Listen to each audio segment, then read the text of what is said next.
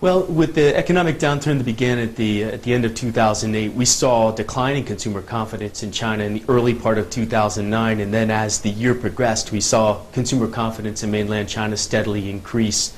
We're going to see that increase continue in the early part of 2010. The interesting thing that we're seeing in the preliminary results we have so far is that what we call the Tier 5 cities, those are the small towns and townships in the more rural areas here in China, are now really starting to show some big increases in consumer confidence. Throughout 2009, as consumer confidence was rebounding in this market, it was driven mostly by the upper tier cities, and the lowest tier cities were being left behind.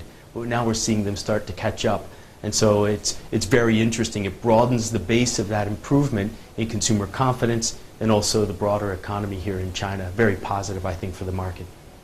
Let's say in the early part of this decade, a lot of companies were getting tremendous growth in this market simply by expanding distribution for their product, pushing into new cities, new provinces, getting their product into more retail outlets. So that was really the key driver of growth. It was sales-driven growth or distribution-driven growth. There's still some of that left for many brands in the market, but increasingly what's becoming more and more important is marketing.